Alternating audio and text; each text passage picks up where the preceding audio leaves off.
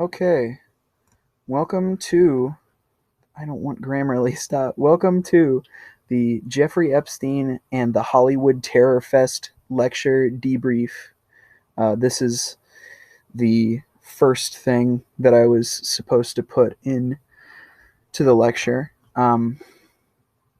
This is just an intro to get you sort of acquainted with some of the people I'm going to be talking about, so that you don't really get confused when I mention names. I was recommended to do this by people who I told I was going to do this lecture for. This is a pretty short intro, so um, if you don't want to sit through it and you don't care about the intro, well, you know me. I'm not going to put a timestamp in the description or anything.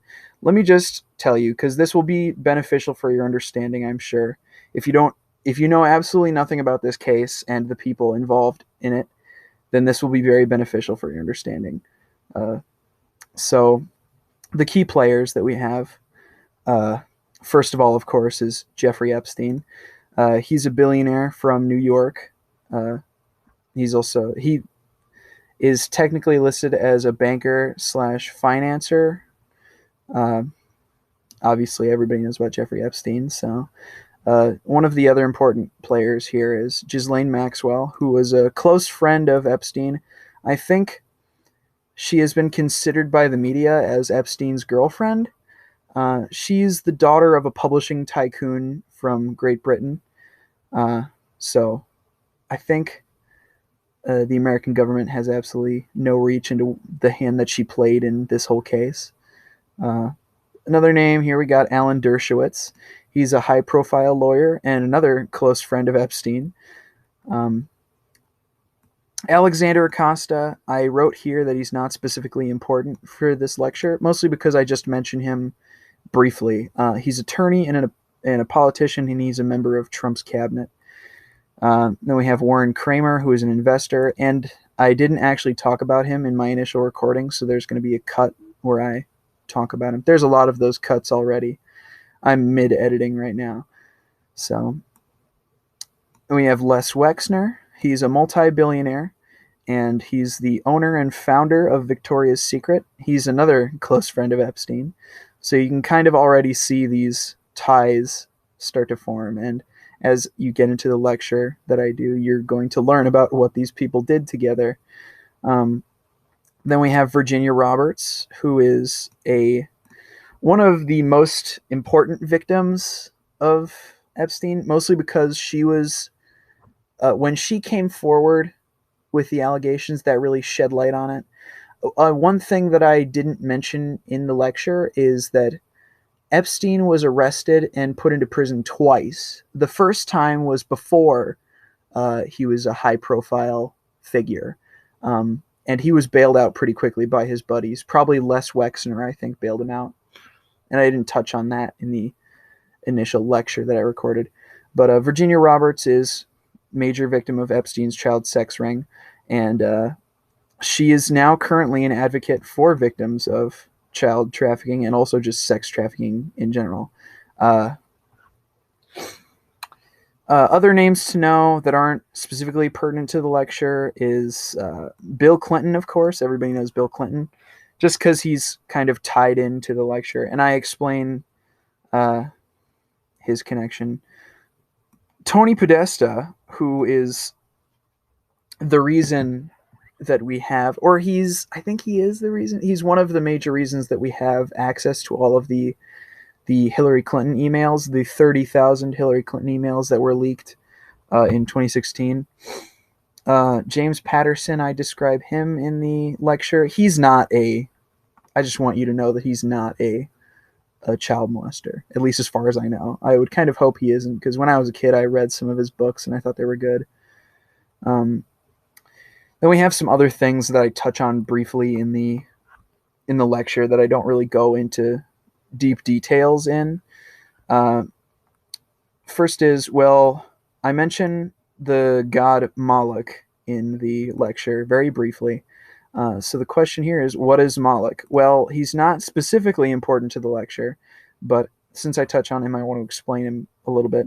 He's the god associated with child sacrifice, which I do say in the lecture. He's related to the Bohemian Grove Secret Society. And if you don't know what that is, I'll tell you in a little while. And it is speculated that some of the people involved in this case, the whole Jeffrey Epstein case, worshipped Moloch. Whether or not that is true or not, nobody knows. So I don't want to claim that that is true for a fact. There is, like I said, there's no specific proof to support those theories. Just wanted to say that again. What is Bohemian Grove? Bohemian Grove is a secret society formed in the late 1800s. It is made up of elites and politicians. They do maybe worship Moloch. I don't know enough about Bohemian Grove. I might start researching them and do another lecture about them as well, but I haven't really done anything about them, or done any research at least. What's funny, actually, and I'll explain it in the lecture, is that Bohemian Grove was actually exposed by Alex Jones, which is something that nobody ever gives him credit for. What is Pizzagate? I touch on Pizzagate briefly.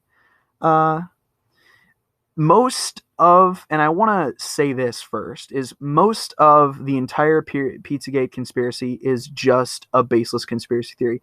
And a lot of it was just jokes. A lot of it was just done as a joke, and they were just making fun of conspiracy theorists. But, oh yeah, and I list the second bullet point here is thought up by the same people who believe what Alex Jones says. And when I say that, I don't mean like the part of Alex Jones that actually tried to expose the Bohemian Grove Gentlemen's Club and like Alex Jones was talking about the Epstein case years before he was arrested for the second time. I'm not talking about that kind of stuff. I'm talking about like the people who actually believe that tap water is a gay bomb and stuff like that. But what I just said actually was that Pizzagate actually did end up predicting some of the things that were true about the Epstein case. And this was years before people were really talking about the Epstein case. The main idea of Pizzagate, which I do explain in the lecture, but I'm going to tell you about right now again before I do it in the lecture, is that there are child sex trafficking rings that happen to overlap with a few pizza joints. The two pizza joints in question are Besta Pizza and Comet Ping Pong. And the reason people think that is because the Besta Pizza logo has the NAMBLA logo. And then there's some other things that I'll mention in the lecture when it comes to that. I do take a brief look at the Hollywood pedophilia scandals. Some of them, not a lot of them, just like 5, and then some other random ones. And all of that information is contained within the lecture board. You don't really need any prior information because it's all explained there. Then the real question, and I kind of had a very cynical answer to this question when I wrote this document, and I wrote this document about a month ago. That's when I really took a deep dive into all this stuff, was around early April, like the first week of April. So the main guiding question here is, why do I need to know any of this? And my answer at the time was to show the extent at which the world is a cruel and terrible place, and that there are huge branching connections from corrupt elites to the things you consume on a day-to-day basis. And that's sort of a cynical way to look at it. And the final part of that sentence more just corresponds with the Hollywood pedophilia thing. But when you really look at the Jeffrey Epstein case, there's a lot of stuff in there that really is just kind of, it's a lot bigger than people give it credit for. It's huge. It's a really huge and really deep and far-reaching case. And a lot of people don't really have that sort of attitude about it. And one of the big ideas of this lecture that really is not, because when I wrote the answer to that question, why do I need to know any of this? I wrote a very cynical answer. The real answer is that this case could have huge implications. And when it was dropped, it did, but not a lot of people really understand that idea, is that if a lot of the theories about this stuff are true, then it could shake the very foundations of what you believe about certain people. And I don't know. When I think about that, what I would most likely compare the attitude to is I don't know, people's attitude on Joe Biden, whereas there are a lot of allegations floating around that he's a sex offender. that there is a lot of people, especially Tara Reid's case is one that I definitely believe. I don't really need to deep dive into that, but the one of the big attitudes on the left side of politics is that I don't care if he's a rapist. I I would vote for him over Donald Trump any day. And what is very flawed in that, and this has nothing to do with the lecture, this is purely just my opinions. So if you're not interested, then you can probably skip ahead about a minute or two and you'd get to the actual lecture. Um, it's very hypocritical for the people who are saying that they don't care that Joe Biden's a rapist or anything like that. That's just an allegation on my end. I'm not really trying to say anything. It's very hypocritical for them to disregard it completely, because the same people who started the Me Too movement and the whole thing of that's like, oh, you need to believe women whenever they say their cases. We need to take all of it as the truth on standard. And then they look at the Joe Biden case and they say, well, I don't care if he's a rapist. I don't care. I would vote for him over Donald Trump any day. And that's a flawed way of thinking, if you catch my drift here. I don't want to get too political in the very first thing, but I've kind of stated my stance already. So I'm going to shut up now. And I want you to enjoy this lecture. I'm putting a lot of time into it. It's taking me a long time to edit it. I started editing it today. What day is it? May 3rd. I recorded it today and edited today.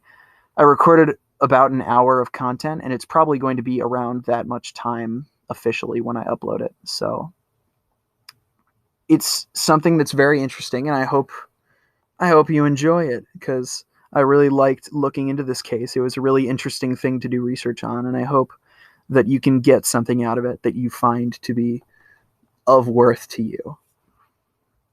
Without further ado, here we go. All right. I'm Dylan Stein again, of course, and this is my crazy board. I'm currently in my basement because I thought this would be the best spot to record. There's not a lot of noise. So, all right. This board details a lot of the stuff that went on that caused the Epstein case to break into the public, or that's part of it. And there's also a lot of possibly true, possibly not true evidence. Most of what's on the board is true, except like the stuff that's just my opinions and stuff that could be an overestimation or an underestimation. You can't read it on film because I'm recording this with my shitty computer, but that's fine because I'm going to walk you through it, of course. So, I do have a laser pointer. I wonder if I can, yeah. Does that even show up? Oh, it does. Okay. So, of course, the first thing you have to talk about when you're talking about Epstein is Epstein, of course. It's an understatement to say that he was rich and he had a lot of connections. He was possibly a billionaire or more than a billionaire. He had $559 million claimed by his attorneys at his time of death. And there's a lot of speculation as to how much money he had exactly. But $4.5 million unclaimed dollars is probably a lot more than that, but that's just what they found. He had roughly 30 uncut diamonds, which is really good for money laundering. And he had a lot of fine art in his house, which is also very good for money laundering. He was a level 3 sex offender in the United States, which is part of the reason that they caught him. He tried to fly out of the country, and they stopped him in a Miami airport, and that's how they got him in prison the second time. So, and where his island was, which is called the Pedophile Island, it's Little St. James Island. It's in the Virgin Islands. He was considered a tier 1 sex offender in the Virgin Islands, which is not that serious because he didn't really do much in the Virgin Islands that anybody knew about, at least. So, let's talk about, because the way that I've organized this to flow is we go from here down, and then it kind of branches off this way. So everything that's over here is stuff that's related to him. In this corner is just a bunch of stuff that I wrote down when I was researching this. That's all like my opinion and like just ideas that I had throughout the whole research process. So let's look at some of the weird things and just stuff that was found uh, on his islands and in his various mansions. He had properties all over the place. He had, I don't know if I wrote it down, but he had a mansion in New York. He had one in Miami. Obviously, he bought 2 islands in the Virgin Islands, Little St. James Island and Great St. James Island, I believe. And I think he had residence in France, maybe. When it comes to overseas property, I don't really know what he owned over there. But all right, let's move on. So this is something that a lot of people know about already, is on Little St. James Island, Epstein built a temple modeled after a bathhouse in Syria. And a lot of people believe that, well, of course, he probably raped kids in it. When you look, there's drone footage of the island, and when you look at it, there is speculation that, because the temple is not very big, there is speculation that it's actually an elevator that goes far down beneath the island, and there's some evidence to support this, but not that much. Who knows? It could just be an underground temple, or it could be just a shed that they painted to look weird. He had a lot of weird stuff on his island. He had a giant, like, huge sundial with, like, weird, just, like, ancient-looking paint stuff done on it. He had statues of, I think, maybe Poseidon. I don't know. That part I don't really know, but let's talk more about some stuff that he owned. He had a license to concealed carry a gun in New York, which, if you don't know much about gun laws in New York, it's very hard to get a concealed carry license in New York. Pretty much the only way you can get one is if you're a member of law enforcement or if you're an intelligence agent, which is why a lot of people believe that he was once associated by the CIA. And this is sort of backed up by a claim by, Acosta. Where is it? I think I know I wrote it down. But yes, Alexander Acosta, who works for the Trump administration, was told when he was looking into the Epstein case, because originally, and I'm not too well versed on the whole Acosta-Epstein connection, but Alexander Acosta was looking into the Epstein case just on his own. He did his own sort of investigative journalism into the case, and he was going to try to get Epstein arrested, but he was told to back off because Epstein is a member of an intelligence agency. It was never specified. It was never claimed which intelligence agency he belonged to, but again, that's something of interest. People speculate that he's a member of Mossad, which is basically just the CIA, but in Israel. Because he had a lot of connections. He was connected to Benjamin Netanyahu, who was, at the time when Jeffrey Epstein met him, he was the prime minister of Israel, or the leader. I don't know if it's prime minister or not. I don't remember. I didn't really write anything about Netanyahu on this board. Some people believe he's a member of the Trilateral Commission, and conspiracy theorists credit the Trilateral Commission for orchestrating 9/11. So if he was connected to the Trilateral Commission, he could have had a hand in doing that. I don't really believe that, though. I would be willing to believe that he's a member of Mossad or the CIA if presented more evidence. Really, I just wanted to collect information. That's all that this really is. Standard, okay? So, what else did he have? He had an Austrian passport, which listed his residence as Saudi Arabia, and it was under a fake name, but it had a picture of him in it. And what's interesting is that official statements about this passport say that he never used it for anything, that he never used it to travel anywhere. But this is just literally incorrect. There are photographs of the passport, and they have stamps in them, which means that he must have used it multiple times to travel abroad. He had a black book, and the reason that we know about a lot of the stuff in the black book is that one of his assistants tried to leak it, or they took it from one of Jeffrey Epstein's properties and wrote about it. The Black Book had a huge list of names, and all of the names were to catalog people who had visited Epstein either on the island or at his mansion. Okay, I lost my place because I had to go do something quick. But in the Black Book that I described, there were a lot of names circled in pen. Man, I don't remember exactly. Some of them were like Prince Andrew.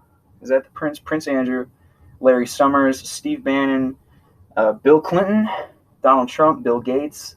And it's theorized that the people whose names were circled in the Black Book are ones who, uh, well, they fuck kids with them, probably. It's very possible. Or they could have just been like high value targets to Epstein. There's more, actually. I have to move this. Leon Black, Ronald Perelman, Eva Dubin and her daughter, I think the Menendez brothers, which I don't know anything about them, and John Voight, who I also don't know anything about.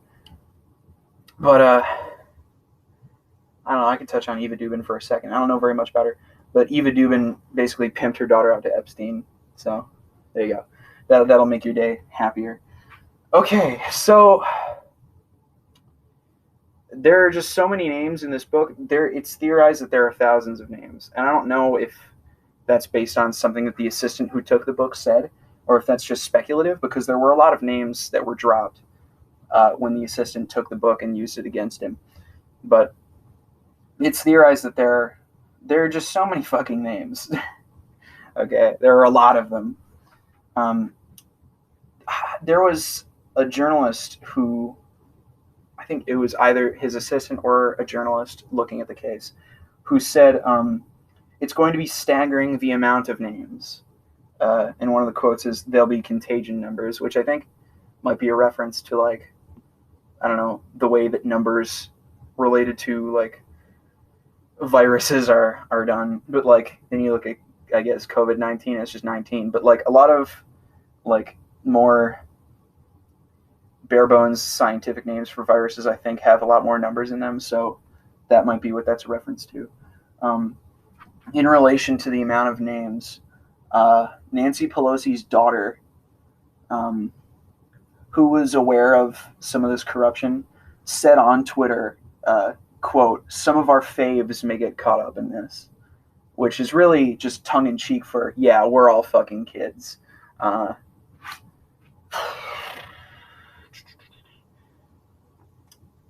lot of people, when Epstein was incarcerated the second time, tried to cover his ass, probably because that they knew that he has dirt on all of them and he could easily end all of their careers in a day. So, what can we talk about now? Oh, fun fact, Epstein was a Democrat. Just a fun fact for you. I mean, corruption is everywhere. That's really one of the things you can get from this, based on all of the ties that he had to just everybody, like Benjamin Netanyahu, Prince Andrew, Bill Gates, like the Clintons, Trump. And the Clintons is something that I could do a whole lecture about probably one day when I've done more research. On this list of names, the first one on this post-it note that I listed was Leon Black. And this is where we start to bridge off into other stuff. So Leon Black was a friend of Epstein. He was so good friends with Epstein, in fact, that he gave him $10 million. And what's interesting about that is that one could theorize that he gave Epstein $10 million because it's related to the fact that Leon Black has been accused of a massive Mideastern child trafficking ring. So it could be that he was trying to get Epstein to not whistleblow on him. But hey, who the fuck knows? In relation to Bill Clinton, James Patterson, the author who wrote a book with Bill Clinton, tried to protect Bill Clinton from the whole Epstein case thing, and he basically just said it was a long time ago. But Bill Clinton is, I don't know if this is actually like credited to him saying this, but I've heard that he supposedly visited the island more than 10 times, but less than 100 times. But then again, who's counting? So, I mean, it would be bad either way. If you visited this weird billionaire's island more than 10 times, there's probably something weird going on there, unless you're like really good buddies.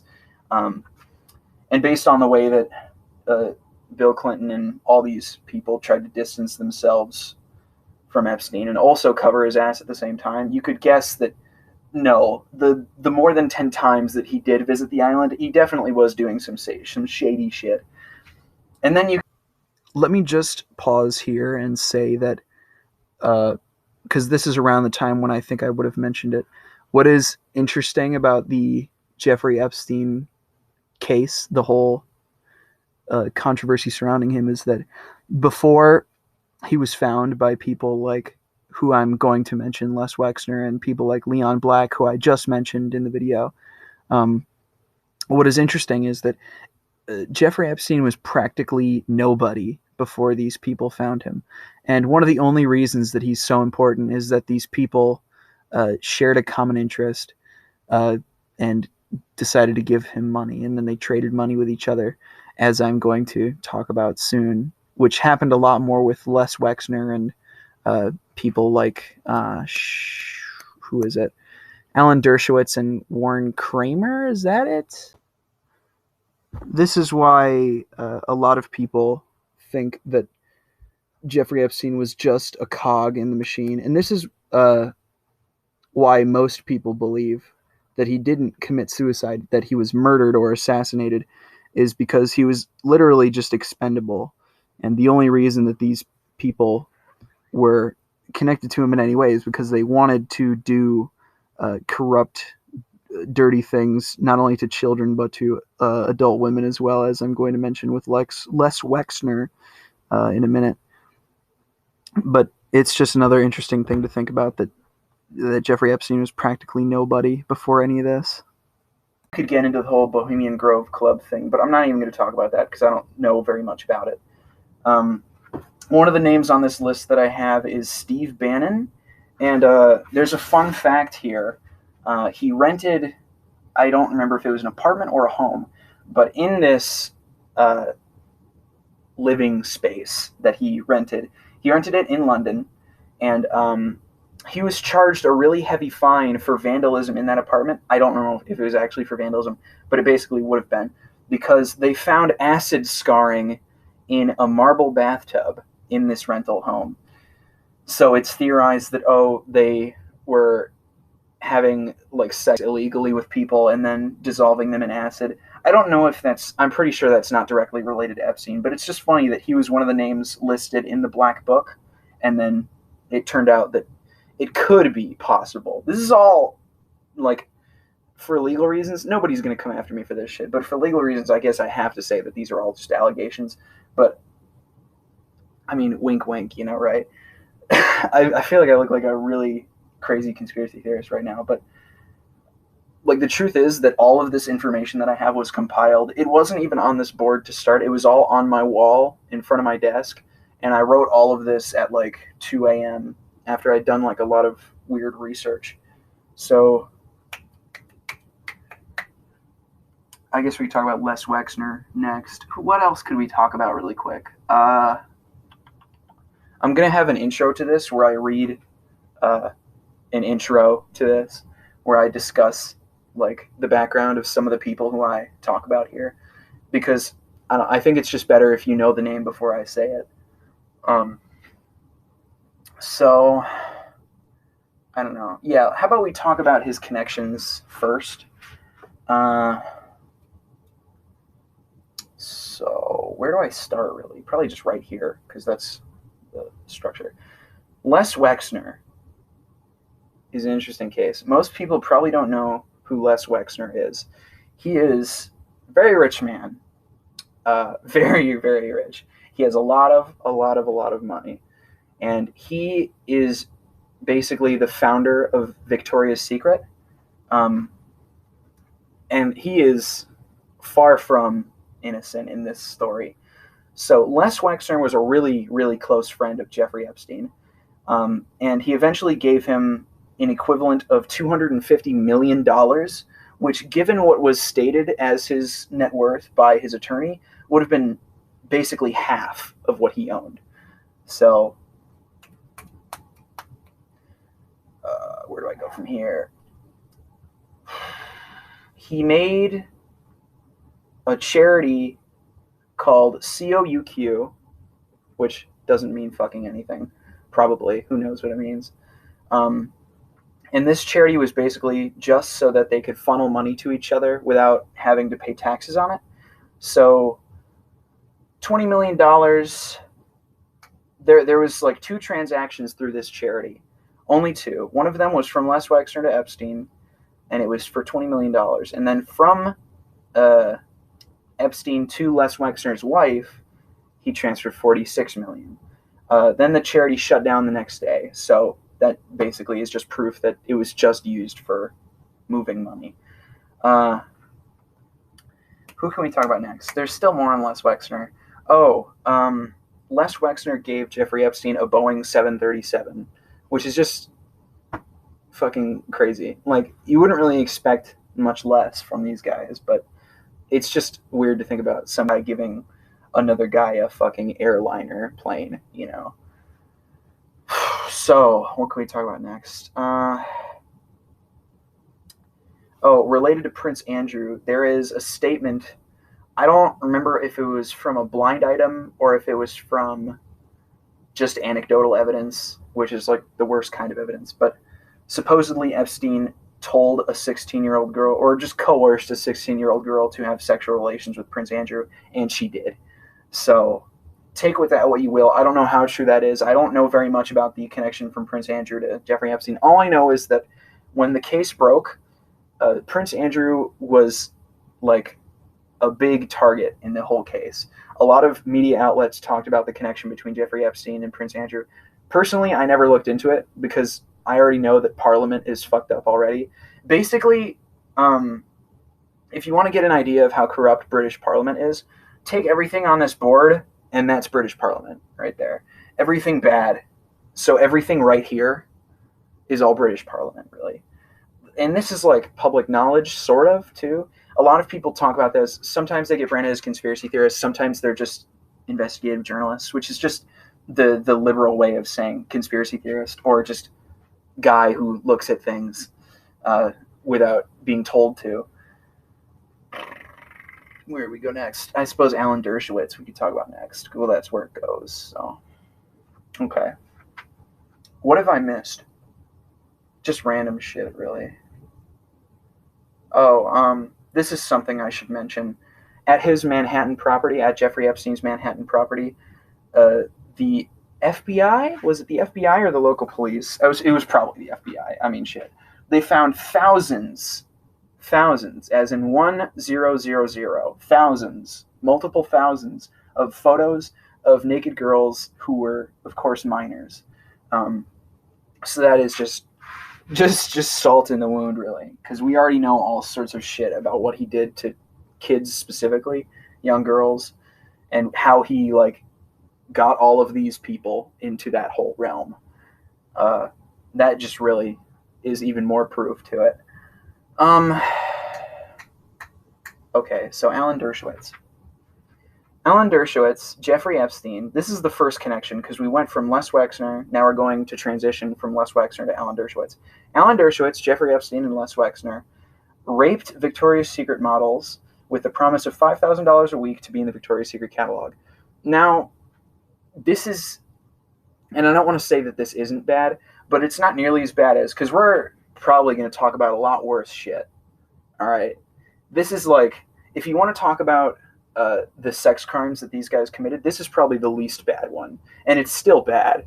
You know, I'm not laughing because it's funny. I'm just laughing because I laugh. It's pretty bad. So Alan Dershowitz is this new character. I don't remember exactly what he was. He's a lot. I read it in the intro.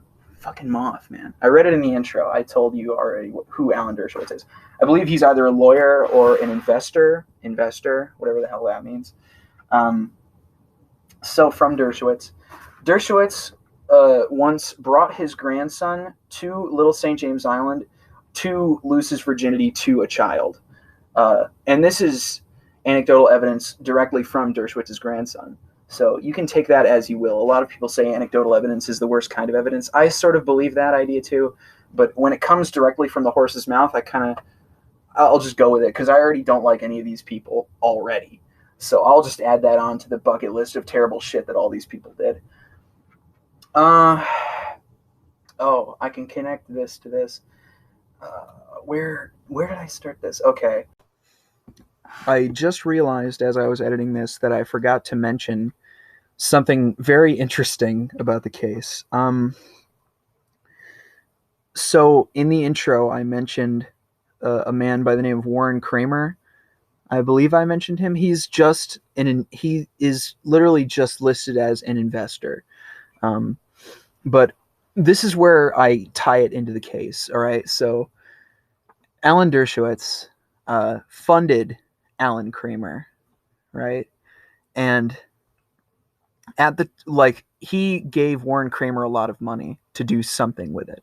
I don't remember what exactly because I didn't do that much research into this part, but it's just something very interesting.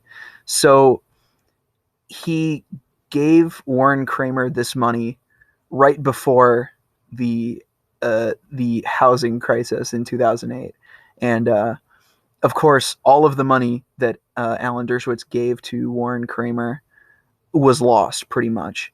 So Alan Dershowitz gets visited by Jeffrey Epstein, uh, or was it Warren Kramer? I don't even remember.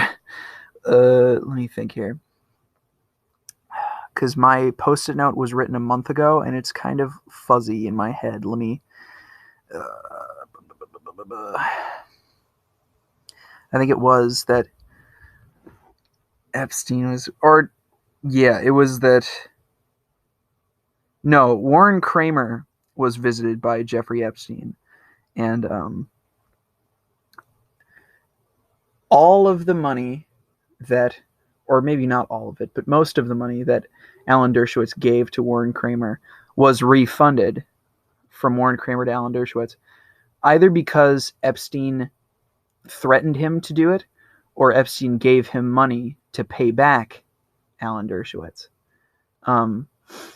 And no one really knows which one it is, but what is striking about that whole situation is that if a high profile public figure visits you and then you give somebody millions of dollars that you owe them the next day, it's a little sketchy. There's a lot of questions that come into play.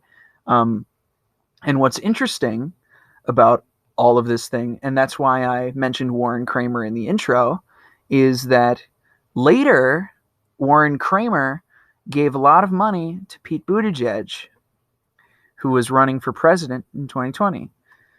He dropped out, of course, but that's just another weird, could be a coincidence. It's just another tie to this whole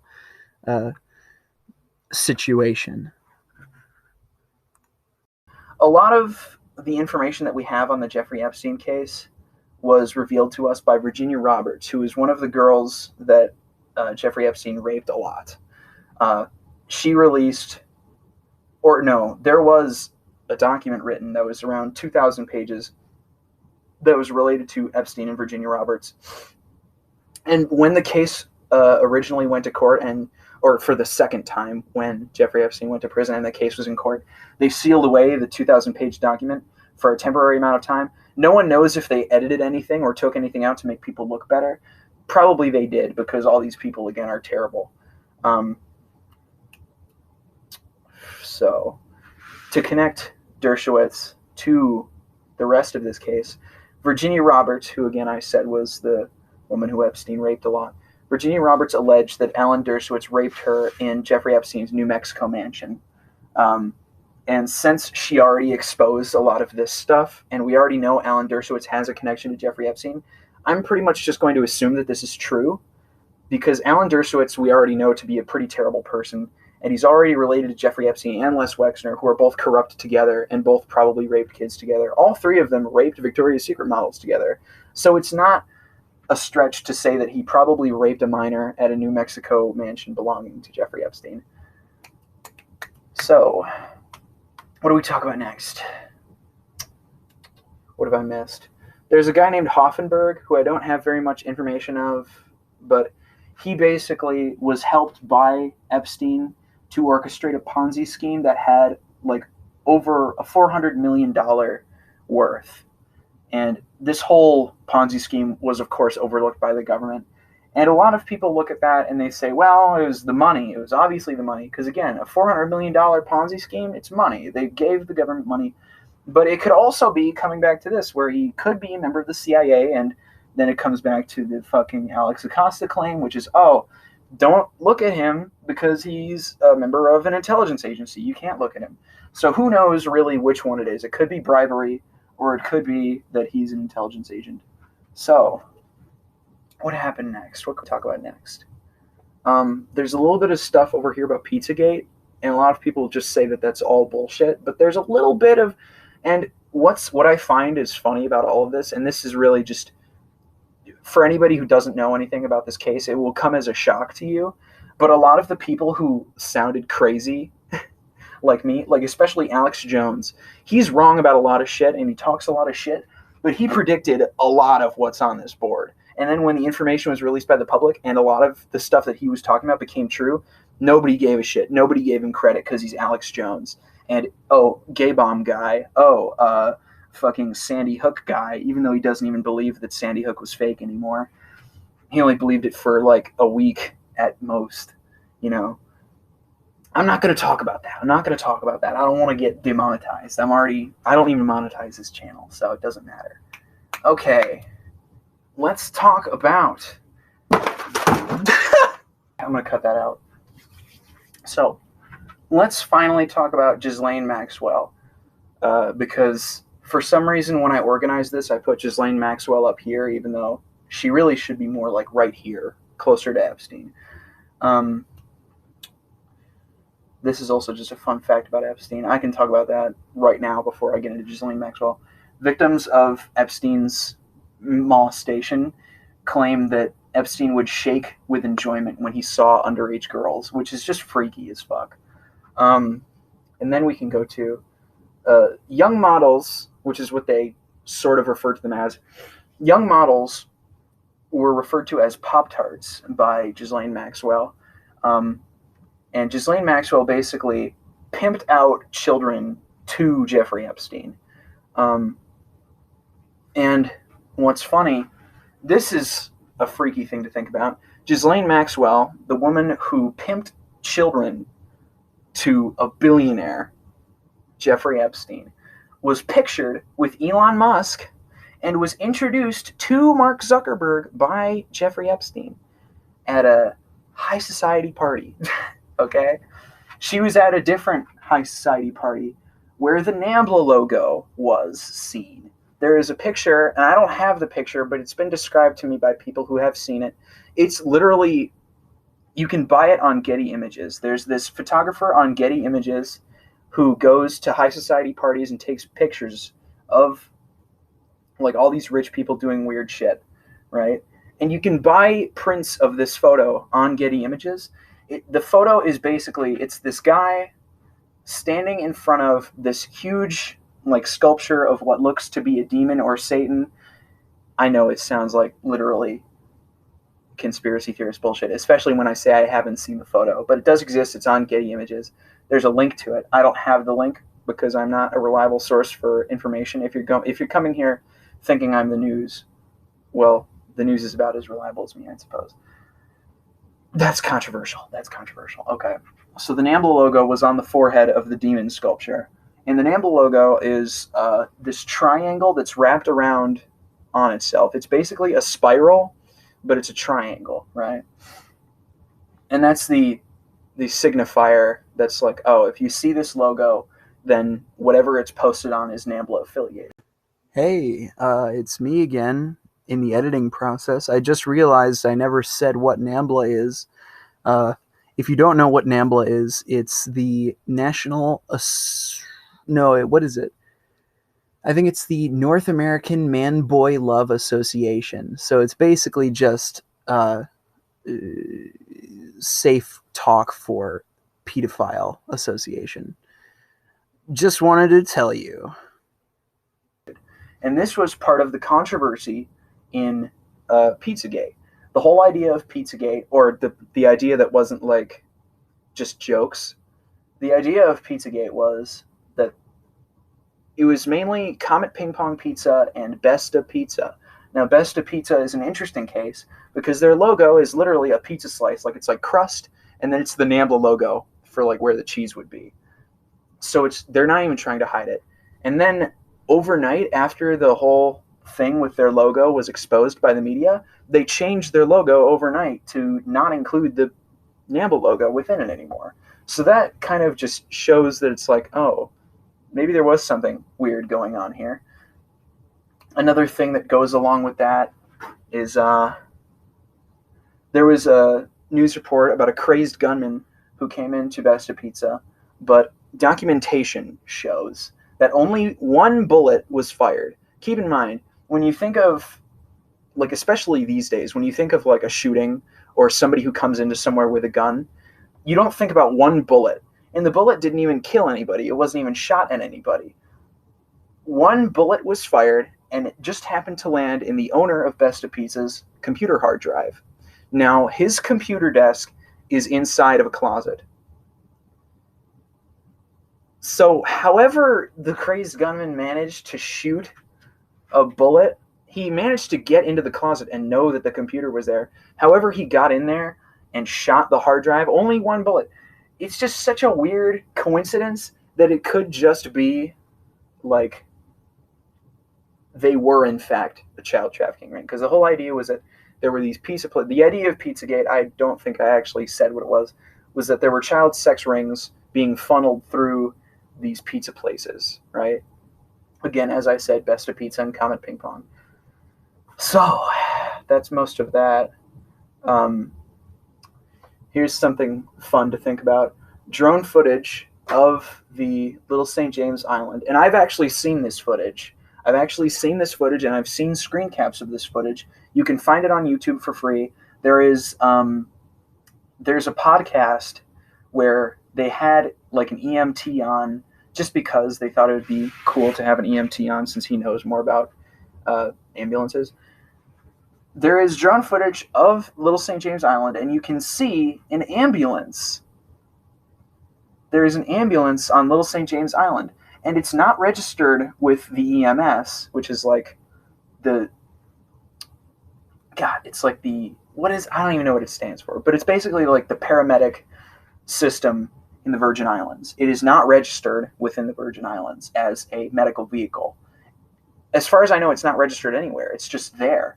And no one knows why it's there. No one knows how it got there, either from boat or from cargo plane. No one knows why it's there or how it got there. No one knows what he used it for. A lot of people try to tie Israel. I'm just going to start talking about interesting stuff. Now that I've gotten through most of the information that's on the sport, a lot of people try to tie Jeffrey Epstein to Israel, either because they claim that he's possibly a member of Mossad or just because he has a Jewish name. I don't even know if he's actually Jewish or not. He might be actually Jewish, but I haven't even looked into that. I don't know if he's actually Jewish or not. Alan Dershowitz, I know, is Jewish. Les Wexner is not. I think Hoffenberg might be Jewish, but I don't know anything about Hoffenberg. I'm literally just looking at his name I'm basically participating in prejudice because I just looked at Hoffenberg and said, well, that could be a Jewish name. People like to, especially people who are anti-Semitic, really get into the Epstein thing because they don't like Israel.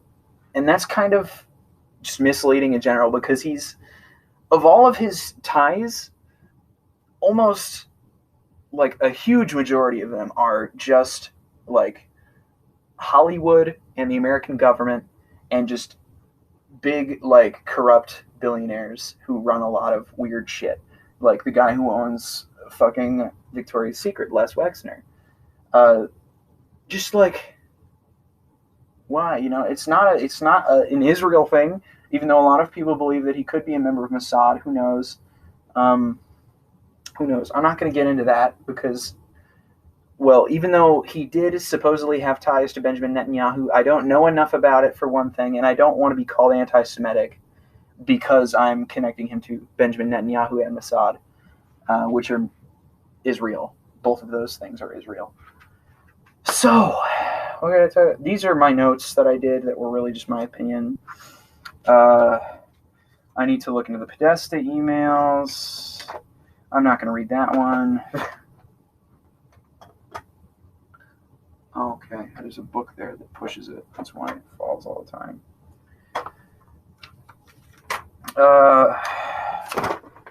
Here's an interesting idea to think about. if you believe in the whole CIA connection thing, you could go out of your way and say, well, the idea is that the world's best pedophile was picked up by rich people and the CIA, and his name is Jeff. It's an interesting thing to think about. All these people probably fucked kids together, and they pretend to be great and honorable. That's one of the things that I really hate about these people. Especially, like... Let me just fix this really quick, or else it's going to make me mad. Just all of the people listed here. Like, Nancy Pelosi's daughter, like, offhand, jokingly saying, oh, you know, some of our faves may get caught up in this. It's like, you're really trying to act like the good guys here. There are no good guys on this board. There is nobody who's good, other than arguably Virginia Roberts. That's it. That's the only good guy on this board. I'm privy to believe, well, I don't really like Mark Zuckerberg already, and I used to really hate Elon Musk. I don't really have any feelings whatsoever about him anymore, but just the fact that he was pictured with Ghislaine Maxwell really kind of just is freaky. Alex Jones, Eyes Wide Shut has some nods to Hollywood pedophilia. If you want to watch Eyes Wide Shut, there are a lot of documentaries about this kind of stuff, especially Hollywood pedophilia. And on the other side of this board, I actually have a lot of information about Hollywood pedophilia. But there are two documentaries in question. One, my friend is very fond of. I think it's called Out of Shadows. He'll be happy I mentioned that. And then the one that came before it was An Open Secret, which has more to do with what's on the other side of this board, which is just Hollywood pedophilia. They both have a lot more to do with Hollywood pedophilia than anything about this case. There has been no, like, documentary or anything. Nothing, like, that's, like, not funded by news corporations that has been about this. Whereas, like, An Open Secret was all about this, like, they got a couple of victims who were Hollywood actors, and they just interviewed them about what happened to them and what their experiences have been. Jeffrey Epstein had a lot of really weird art in his Manhattan property. And what's interesting is in his bathroom, he had, like, an old-fashioned dentist chair, and it was, like, freaky as shit, because, like, I've seen one picture of it before, and the memory of it is kind of hazy, but it's basically, like it's a shot from the hallway, and it's kind of like a dingy-looking bathroom almost, but it's, like, bright enough that you can see, and it's just, like, this old leather, like, dentist chair with, like, there's, like, a magnifying glass built into it, and, like, there's a tray on it, and it's just kind of, like, creepy. It kind of unsettles you, you know? A big question associated with a lot of the strange art that these people have, and especially, like I said, the demon sculpture with the NAMBLA logo and the temple modeled after a bathhouse in Syria. And this is something I think I forgot to mention. A lot of conspiracy theorists believe that he used to worship Moloch in this temple, who is basically, he's the god of child sacrifice, which, you know, if you know enough, if you've been listening to what I've been saying all this time, then that connection is not necessarily a weird one. But that's a lot of what Bohemian Grove is about. And in the intro to this video, I did talk about Bohemian Grove for a second. Basically, it's believed that Bohemian Grove did a lot of child sacrifice. And actually, if you want to talk about Alex Jones for another few seconds, Alex Jones actually exposed Bohemian Grove. Since he's more like an investigative journalist, especially in his earlier years, he was a lot more like an investigative journalist than anything else. Let me just stick all these together so they don't fall. One of the big questions about, like I said, like I was going to say, the Moloch thing and the NAMBLA logo on the demon sculpture and all the weird art that he had in his mansions and stuff. The big question is it really dark rituals or is it ironic? And that's honestly a hard question to answer, especially these days when, like, the humor, at least that my generation has grown up with, is all soaked in irony. Like, a lot of the people that you meet will make a lot of ironic jokes, and sometimes it's bordering on like it's hard to tell if you're being honest or if you're just joking, because people cake themselves in so many layers of irony that it's almost as if like, well, what if these people are just doing the Moloch thing and the Nambla thing just to like kind of poke fun at the people who actually believe that that's what they're doing, like kind of as a nod, like, oh, that's funny, yeah, yeah, we worship Moloch, it's so funny. Like no one knows whether or not they actually believe that or not. And that's one of the biggest questions, at least for me. I like to think about it a lot, is do these people actually worship demon gods, or do they just think it's funny, or do they just like the art, is another thing that I think about. Do they just think that big demon statues are cool because I think they're cool? That's my logical evaluation of the situation. I like demon sculptures. I don't worship Moloch though, I just think they're cool. They might do it out of irony, or they might do it because they actually believe in Moloch, but nobody knows. I could touch on Hollywood pedophilia for a little while, if that would cleanse your palate from government corruption, if that would make you feel a little bit better. Let's see here. Okay. Yeah, the paper is a little saggy, but it was all done on loose leaf. So this side of the board is a lot less like conspiracy theory shit. Basically everything on this side of the board has been proven to be true. First guy on the list, Bryan Singer. He's a director, a producer, and a writer. He founded a production company called Bad Hat Harry. His net worth is around $100 million. And the way that I organized all this is I list their name, what they did, their net worth, and then I go into the allegations. For Bryan Singer, I dated them just because it was easier to find dates for this stuff because there's more information about it. So, in 1997, 3 children who were ages 14, 16, and 17 were directed by Bryan Singer to film a naked shower scene together. For God, what was the movie? I don't remember exactly, but this was a huge controversy when it happened, or when this information came out. And eventually the case was dismissed for God knows why. The case was dismissed. In the official film, they cut it out and replaced it with something else. But from what I know, this allegation was found to be true, or at least it is believed by a majority of people who know about this case to be true. And the case was dismissed anyways. In the late 90s, Michael Egan accused Bryan Singer of drugging and raping him in Hawaii. And this case was also dismissed, possibly because it was fabricated. There's evidence to suggest that it was possibly fabricated. But then again, it could just be manipulation. Or he used that $100 million net worth to get his way here. Bryan Singer and Gary Goddard molested an anonymous minor at the premiere of Superman Returns. Isn't that fun? That case was also dismissed.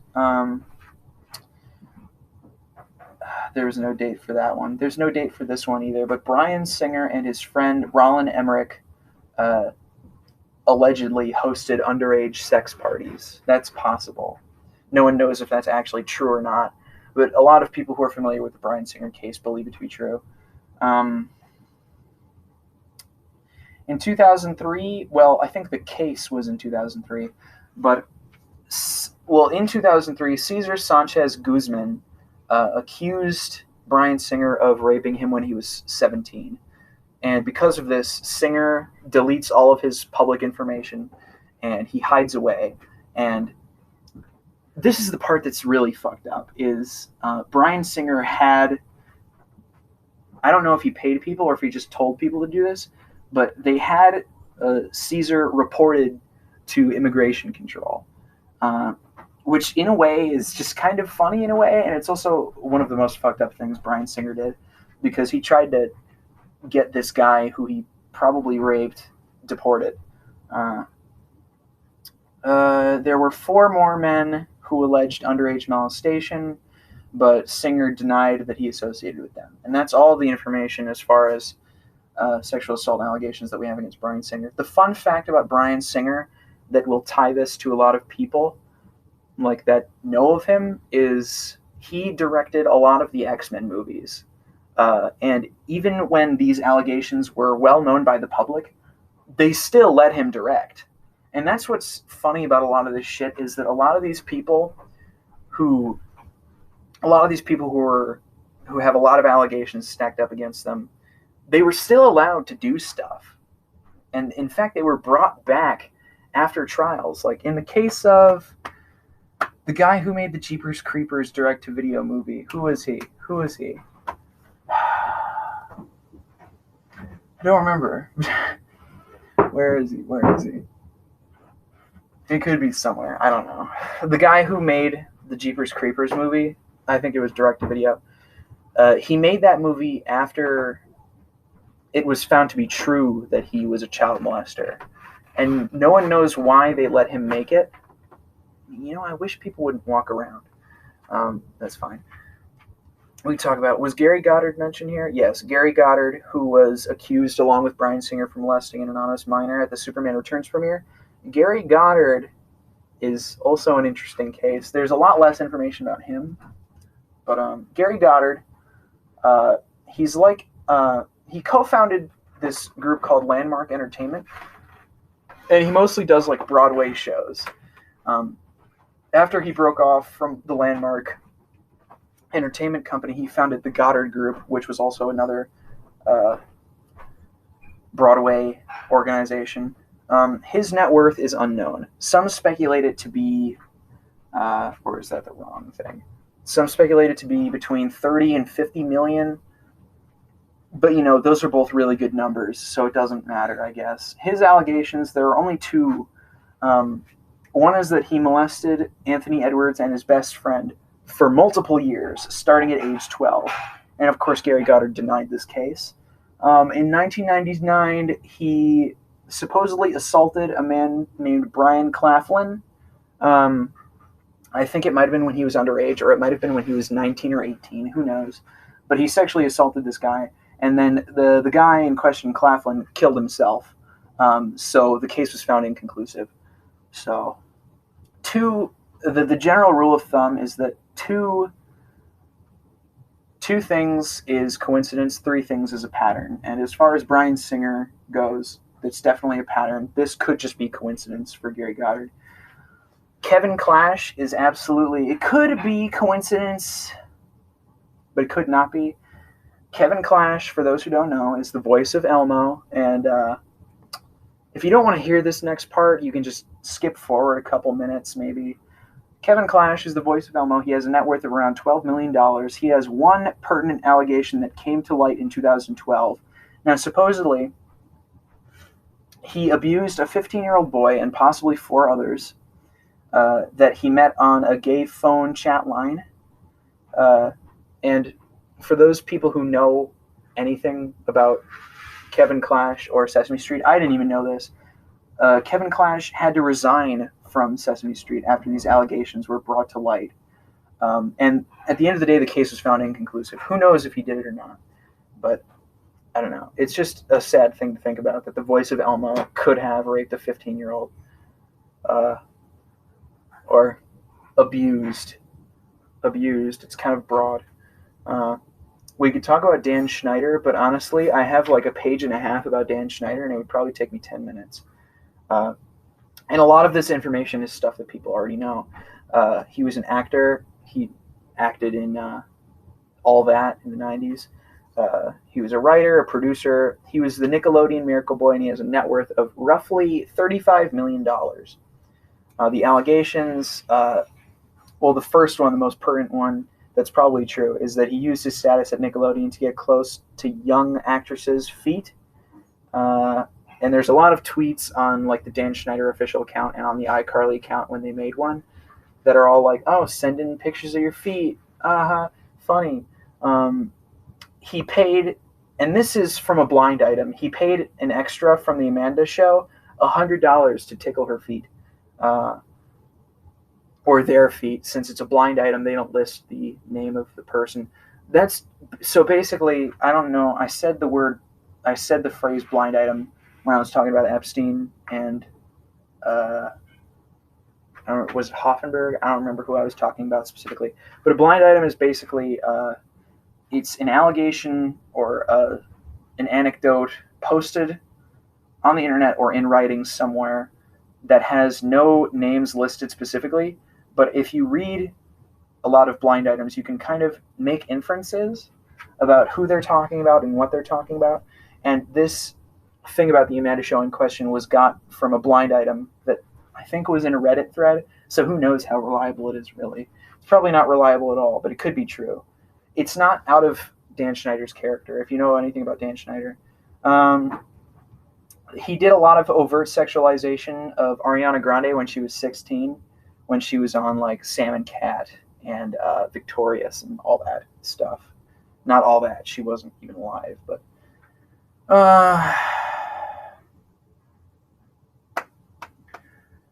he asked a lot of kids to be barefoot alone with him. This is one that's interesting. He's associated with a man named Brian Peck, who was incarcerated, and he only stayed in prison for a month, but he was arrested and incarcerated on 11 counts of sexual assault on a minor. Why he only stayed in prison for a month, nobody knows. Probably money, probably because he's involved in Hollywood stuff and they wanted him back. But Dan Schneider and Brian Peck ran shady boot camps together where minors were encouraged to wear revealing clothing to get better positions. And these were children, little girls. Actually, he only served 16 months out of what was supposed to be, I think, more than a 10-year sentence. So he barely served a year and a half and was left free. Got more stuff about Dan Schneider. He was very touchy with young female actresses, which doesn't really mean much, but given a lot of the other information and stuff that we've seen from him, it could mean a lot more. He could have possibly gotten a 16-year-old pregnant. I don't remember who the 16-year-old was, but that's a big scandal. There's a whole thread on Twitter where this person cataloged every single thing that people believe about Dan Schneider. If you look up Dan Schneider